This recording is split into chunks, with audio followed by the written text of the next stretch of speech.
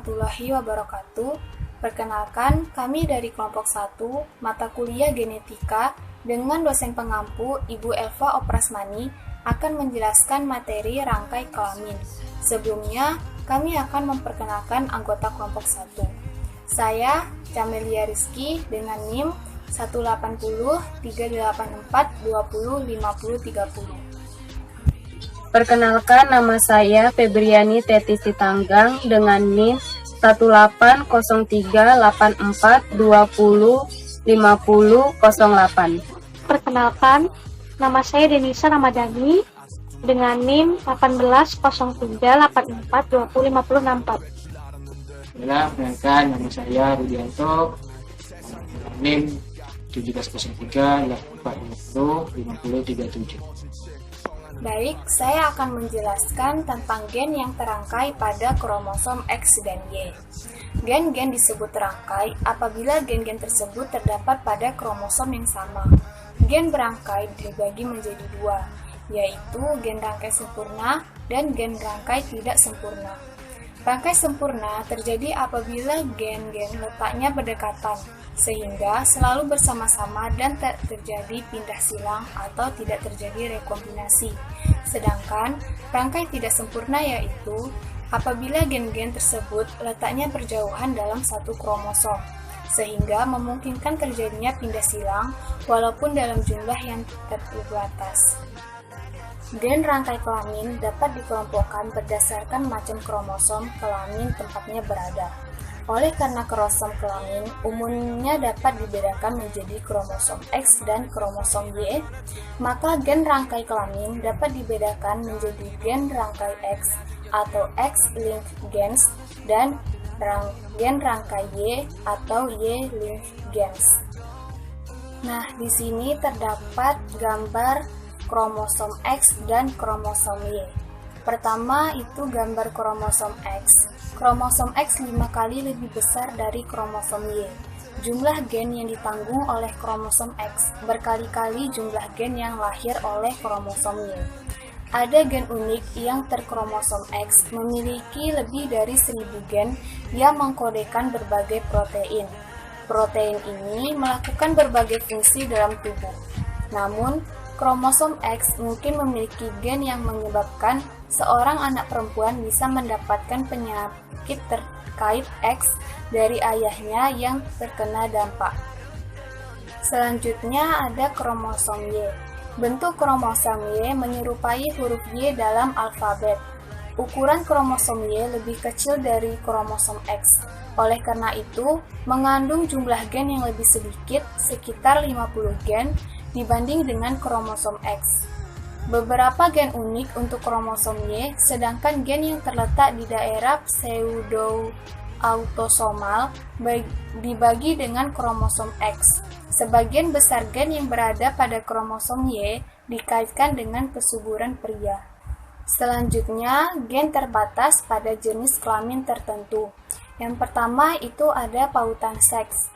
Pautan seks menyebabkan suatu sifat warisan atau gen hanya muncul pada jenis kelamin tertentu, bergantung pada di mana gen-gen itu terpaut atau terikat. Pautan seks dapat terjadi pada hampir semua organisme, termasuk manusia dan hewan. Baiklah, saya akan melanjutkan penjelasan mengenai pautan seks pada manusia. Manusia memiliki dua jenis kromosom, yaitu XX pada perempuan dan XY pada laki-laki. Oleh karena itu, pautan seks pada manusia dapat terjadi pada kromosom X dan kromosom Y. Contohnya adalah gen penyakit hemofilia dan hipertrikosis. Kemudian itu ada hemofilia.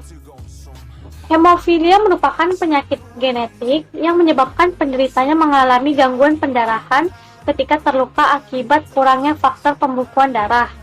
Hemofilia ditentukan oleh gen H yang terpaut pada kromosom X.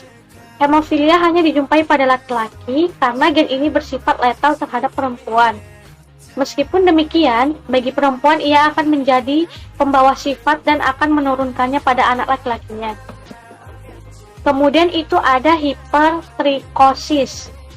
Hipertrikosis adalah suatu penyakit genetik yang mengakibatkan penderitanya mengalami pertumbuhan rambut yang tidak normal di area tubuh tertentu. Hipertrikosis ditentukan oleh gen H terpaut pada kromosom Y, sehingga penyakit ini hanya terjadi pada laki-laki. Kasus hipertrikosis pertama kali diderita oleh seorang pria kelahiran 1537 di Tenerife bernama Petrus Gonçalves. Akibat kondisinya saat itu, ia dijuluki sebagai manusia hutan. Selanjutnya itu ada pautan seks pada hewan. Selain pada manusia, pautan seks juga dapat terjadi pada hewan, diantaranya warna mata pada lalat buah dan warna bulu pada kucing. Nah, di sini saya akan melanjutkan penjelasan dari teman kelompok saya. Di sini saya akan menjelaskan yaitu warna mata pada lalat buah atau Drosophylla melanogaster. Gen pautan seks pada lalat buah adalah gen penentu warna mata. Lalat buah normal akan memiliki warna merah yang dipengaruhi oleh gen dominan W yang terpaut pada kromosom X. Sementara itu, alelnya yaitu gen W akan mempengaruhi warna mata putih yang bersifat resesif. Nah, selanjutnya itu ada warna pada bulu kucing. Nah, gen ini terpaut pada kromosom X dan menimbulkan warna hitam atau coklat. Kucing jantan dapat memiliki bulu berwarna hitam atau coklat dengan kombinasi warna putih, karena kucing jantan hanya memiliki satu kromosom X yang berisi gen berwarna hitam atau coklat. Sementara itu, kucing betina dapat memiliki bulu dengan kombinasi warna hitam, coklat, dan juga putih, karena kucing betina itu memiliki dua kromosom X dengan kemungkinan masing-masing kromosom berisi gen yang berbeda, yaitu hitam dan coklat. Nah, kita masuk ke gen baru, yaitu ada gen yang dipengaruhi oleh jenis kelamin. Gen merupakan substansi hereditas yang terdiri atas senyawa kimia tertentu yang menentukan sifat individu. Nah, sifat yang dimiliki makhluk hidup ada yang dapat diturunkan dan ada pula yang tidak dapat diturunkan. Jika gen terletak pada autosom, maka laki-laki dan perempuan dapat diharapkan menerima gen dengan kemungkinan frekuensi yang sama. Tetapi, jika gen itu terdapat pada kromosom seks, maka kromosom tersebut akan diwariskan menurut pola bersilang. Nah, di sini akan diterangkan, teman-teman bisa lihat, dominansi bergantung dari jenis kelamin individu. Itu ada kepala botak. Kepala botak ini bukan karena penyakit, melainkan faktor keturunan. Biasanya, kepala botak baru akan terlihat setelah umur 30 tahunan. Mula-mula, kepala botak disebabkan oleh gen yang terdapat di kromosom kelamin, seperti halnya dengan buta warna. Baik, selanjutnya kepala botak itu disebabkan oleh gen yang dipengaruhi oleh jenis kelamin, di mana kami ambil contoh persilangannya.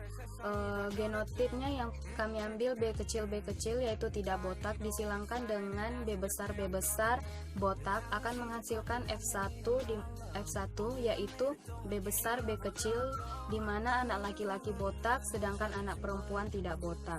Lalu yang kedua itu pada panjang jari telunjuk terhadap jari manis. Apabila kita meletakkan tangan kita pada suatu alas di mana terdapat sebuah garis mendatar demikian rupa sehingga ujung jari manis menyentuh garis tersebut, maka dapat kita ketahui apakah jari telunjuk kita akan lebih panjang ataukah lebih pendek dari jari manis. Jari telunjuk pendek disebabkan oleh gen yang dominan pada laki-laki tetapi resesif pada perempuan. Sebagai contoh, teman-teman bisa melihat di PPT atau di layar saat ini, genotip T besar laki-laki telunjuk pendek sedangkan perempuan telunjuk pendek. Lalu genotip T besar T kecil laki-laki telunjuk pendek, perempuan telunjuk panjang. Selanjutnya genotip T besar T kecil, laki-laki telunjuk panjang, sedangkan perempuan telunjuk panjang.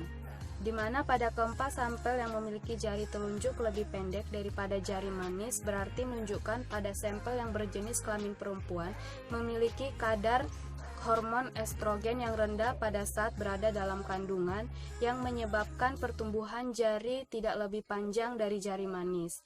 Namun pada sampel laki-laki yang berfenotip memiliki jari telunjuk yang lebih pendek dari jari manis menandakan memiliki kadar hormon testosteron yang tinggi pada saat berada dalam kandungan, karena hormon testosteron merupakan salah satu faktor yang menyebabkan jari manis tumbuh lebih panjang. Sedangkan pada sampel yang menunjukkan jari telunjuk lebih panjang daripada jari manis menunjukkan bahwa pada sampel perempuan, individu tersebut memiliki kadar hormon estrogen yang tinggi sehingga mendukung pertumbuhan jari telunjuk sehingga lebih panjang dari jari manis. Adapun untuk sampel laki-laki yang bertelunjuk panjang menunjukkan bahwa individu tersebut memiliki kadar testosteron yang kurang tinggi sehingga jari manis tidak tumbuh lebih panjang daripada jari telunjuk. Adapun perbedaan genotip pada setiap orang dan adanya peran gen di mana terjadi aliran informasi genetika yang terdapat dalam setiap sel makhluk hidup yang dikemas dalam suatu bentuk materi genetik yang dikenal sebagai DNA. Kode genetika di dalam DNA menentukan bagaimana protein tersusun. Proses ekspresi gen merupakan aspek yang fundamental dalam setiap organisme. Selanjutnya, pada saat genotip homozigot dominan, keduanya menunjukkan fenotip yang pendek baik pada laki-laki ataupun perempuan. Sebaliknya, jika genotip menunjukkan homozigot resesif, akan mengekspresikan fenotip berjari telunjuk panjang. Sekian, terima kasih. Down, yeah. I've been feeling so